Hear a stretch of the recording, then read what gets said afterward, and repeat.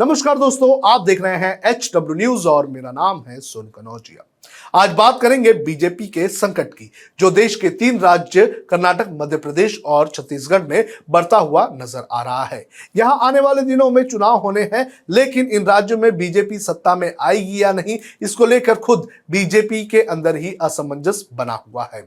ये राज्य क्या कहते हैं और क्यों चिंता बढ़ रही है बीजेपी की, ये मैं आपको एक एक करके बताऊंगा। लेकिन उसके पहले मेरी आपसे अपील है कि आप इस वीडियो को बड़े पैमाने पर शेयर करें।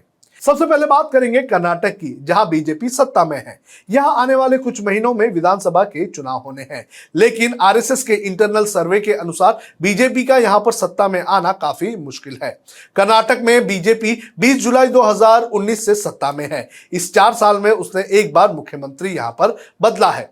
28 जुलाई 2021 से यहां बसवराज बोम्मई जो है वो मुख्यमंत्री हैं। कर्नाटक में फरवरी में आरएसएस ने एक सर्वे बीजेपी को सौंपा था और इस सर्वे में बताया गया था कि 70 से 75 सीटों पर ही बीजेपी जो है वो जीत हासिल कर सकती है। कर्नाटक में बहुमत की अगर बात करें तो 113 सीटें जो है वो बहुमत का आंकड़ा है। बीजेपी की हालत कर्नाटक में ऐसी है कि जिस बीएस येदियुरप्पा को पार्टी ने सीएम के पद से हटाया था और जिसने अपना रिटायरमेंट का ऐलान किया है, अब उसके भरोसे ही चुनाव कैंपेन बढ़ाने का काम किया जा रहा है। कर्नाटक में बीजेपी के लिए करप्शन और लिंगायत समुदाय की नाराजगी एक बड़ा फैक्टर है। लिंगायत समुदाय बोम्मई सरकार से काफी नाराज है और हाल ही में बीजेपी विधायक मदल विश्वरूपा के ठिकानों से जो 8 करोड़ रुपए मिले हैं, उसका मामला भी काफी गरमाया हुआ है। इससे पार्टी और भी ज्यादा मुश्किल में फंस चुकी है।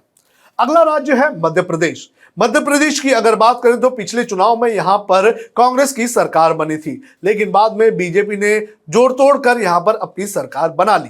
करीब 16 साल से यहां पर शिवराज सिंह चौहान मुख्यमंत्री हैं। जानकारों का मानना है कि शिवराज सिंह चौहान की सरकार को लेकर यहां पर लोगों में जबरदस्त एंटी इनकम्बेंसी है। मध्य प्रदेश में बीजेपी और कांग्रेस दोनों के पास 80-80 सीटों का बेस है। बहुमत यहां पर 116 सीटों का है। यहां पर लड़ाई की अगर बात करें तो लगभग 36 सीटों पर लड़ाई है और जो इन 36 सीटों पर कब्जा कर लेगा उसकी सरकार बनेगी। दैनिक भास्कर से बात करते हुए सीनियर जर्नलिस्ट राकेश ने कहा है कि 2018 में बीजेपी 107 सीटों पर रुक गई थी। इस बार भी हालात ज्यादा नहीं बदले हैं। कांग्रेस पिछली बार से ज्यादा इस बार संगठित दिखाई दे रही है। बीजेपी ने भी लाडली बहना जैसी योजना के साथ हिंदुत्व की धार तेज कर दी है। इस बार के बजट में भी धर्म और महिलाओं से जुड़ी योजनाओं के अलावा ज्यादा कुछ खास नहीं था। राकेश दीक्षित कहते हैं कि चुनाव में 8 महीने ही बचे हैं, इसलिए अब सीएम भी बदला नहीं जा सकता है। पहले भी पार्टी को ऐसा कोई चेहरा नहीं मिला जो शिवराज की जगह ले सके। बीजेपी मुफ्त की रेवड़ी बांटने के खिलाफ है, लेकिन मध्य प्रदेश में चुनाव से पहले लाडली बहना स्कीम लॉन्च कर दी है। इसमें महिलाओं के खाते में 1000 रुपए डाले जाएंगे। ऐसी स्कीम से पता चलता है कि पार्टी के अंदर कुछ न कुछ असमंजस बना हुआ है। अगला राज्य है छत्तीसगढ़। बीजेपी के लिए सबसे बड़ी चुनौती छत्तीसगढ़ में है, क्योंकि यहां बीजेपी सत्ता में नहीं बल्कि विपक्ष में है। छत्तीसगढ़ के पत्रकारों की अगर माने तो बीजेपी ने छत्तीसगढ़ में अपने संगठन में काफी बदलाव तो किए हैं, लेकिन अभी तक बघेल सरकार के खिलाफ कोई भी बड़ा मूवमेंट तैयार करने में बीजेपी नाकाम रही है। वहीं दूसरी तरफ सत्ताधारी कांग्रेस अपनी लाभकारी योजनाओं का फायदा लोगों तक पहुंचाना शुरू कर चुकी है। तो इन 3 राज्यों में भारतीय जनता पार्टी को कहीं ना कहीं नुकसान और पार्टी जो है वो कम सीट्स लेती हुई नजर आ रही है।